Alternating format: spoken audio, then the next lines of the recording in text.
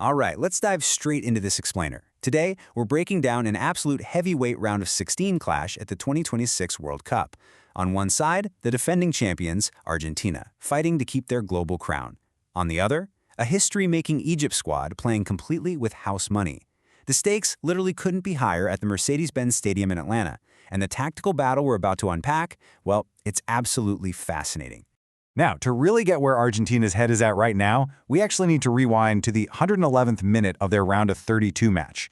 Keep that number in your head, 111, because that is the exact moment a completely stunning extra-time own goal saved Argentina from what would have been a catastrophic upset against Cape Verde.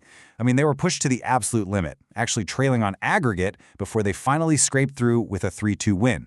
As the source material puts it, and I love this phrasing, the defending champions were 12 minutes away from the biggest upset in knockout football history. It really highlights this sudden vulnerability for Goliath, and it sets up some incredible stakes for this matchup against an Egyptian team that's coming in hot, fresh off their first ever World Cup knockout win, a crazy dramatic penalty shootout against Australia. Egypt is now only the second African nation ever to win a World Cup penalty shootout.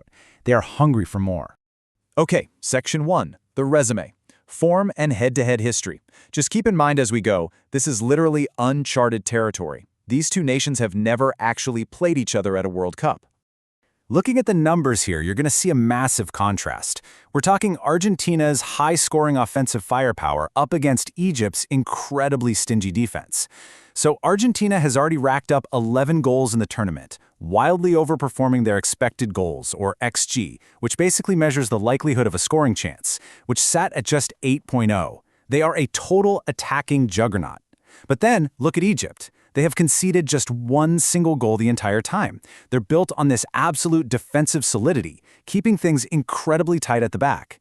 It's basically the classic unstoppable force meeting an immovable object. Moving on to Section 2, tactics. Scaloni versus Hassan. Let's see how these super contrasting styles are actually going to clash on the pitch. Looking at the big picture here, Scaloni's Argentina relies on really fluid possession. They use a compact, super technical midfield with guys like Enzo Fernandez and Alexis McAllister to just dictate the tempo and control the game. Egypt, though, they set up in a highly disciplined 4-2-3-1 mid-block. What that means is they compress the space in the middle of the field to absorb pressure, but without dropping too deep. Coach Hassan basically wants his team to stay highly organized, let Argentina have the ball in the less dangerous areas, and then boom, launch rapid, lethal counterattacks the exact split second they win the ball back in the middle third.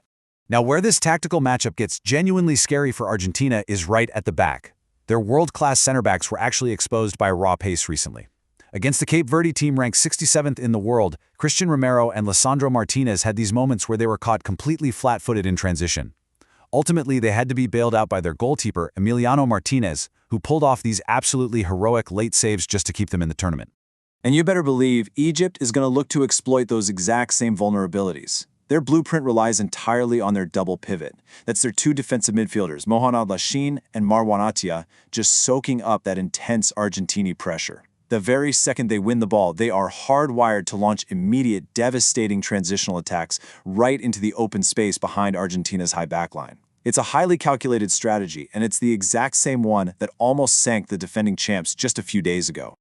All right, Section 3, the arsenal. Superstars and secret weapons. Let's look at the absolute firepower both teams are bringing to the table. Look, you simply can't talk about Argentina without talking about the captain, right? Lionel Messi has been ruthlessly efficient at this tournament. At 39 years old, the guy scored 7 goals on an expected goals of just 4.0. I mean, he is in incredible, legacy-defining form right now. In fact, if he manages to score against Egypt, he'd become only the 6th player in history to score in his opening 5 World Cup games, and he'd actually tie Guillermo Stabila's 1930 record as the highest-scoring Argentinian at a single World Cup. Just wild stuff. On the flip side, check out this number for Egypt, 16. That is the number of chances Mohamed Salah has created so far, which, by the way, leads the entire tournament. Coming into this World Cup as a free agent, Salah has really used this global stage to orchestrate Egypt's attack like an absolute maestro. He even sank a brilliant ice-cold Panenka in the shootout against Australia. Make no mistake, he is the undisputed creative engine that Scaloni's defense absolutely has to shut down. But beyond Salah, you've really got to keep an eye on Egypt's secret weapons, and here's why this is absolutely crucial. These guys fit the exact profile of players that Scaloni's defense struggles against. Imam Ashur already has 2 goals this tournament and is just deadly in transition. Then you've got Omar Marmush, bringing that precise kind of sophisticated, high-paced transitional threat that drove Argentina crazy against Cape Verde. And anchoring the whole shebang is Mostafa Shobir, who's been a total rock and goal behind a defense that's only allowed a single score. Of course, Argentina counters with some incredible depth of their own. You've got Julian Alvarez providing this relentless pressing presence up front that just blows up opponents' plans before they can even launch a counter. They've also got emerging young talents like 21-year-old playmaker Nico Paz stepping into the spotlight. And here's a really fun wrinkle. Thiago Almada is deeply familiar with the turf at Mercedes-Benz Stadium from his time playing for Atlanta United. That literally gives him a genuine, real-life home field advantage in this specific venue. But wait, as we look at this matchup, we cannot, I repeat, cannot ignore the massive fatigue factor, represented right here by the number 120. Both of these squads had to endure absolutely grueling 120-minute matches just days ago. Argentina fought through a draining extra time against Cape Verde, and Egypt went all the way to a super tense penalty shootout against Australia.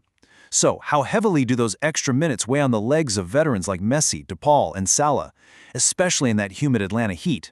Honestly, that could very well decide the whole match. Finally, Section 4, the verdict. Full-time result prediction. With all that context laid out, it's time to translate the data into our definitive call. The single biggest question hanging over this match is whether Egypt's Salah and Ashur connection can actually punish Scaloni's defense the same way Cape Verde did. If Egypt can absorb that early wave of pressure and find the space behind Romero and Martinez, well, they definitely have the attacking quality and the pure speed to make Argentina pay dearly. So here it is. Our data-backed verdict is that while Egypt presents a seriously dangerous transitional threat, Argentina will likely survive it. We're projecting a very uncomfortable 2-1 victory for La Albiceleste. Argentina's overwhelming individual class and midfield control should eventually allow them to find their footing after that initial Egyptian pressure, but for sure, expect Emiliano Martinez to be called upon to make some massive saves once again. So, what do you guys think? Will the defending champions survive the heat and their own heavy legs to march one step closer to defending their title? Or are the Pharaohs destined to pull off a monumental upset and become only the 5th African nation in history to reach a World Cup quarter-final? Definitely keep these tactical battles in mind as you watch the match unfold.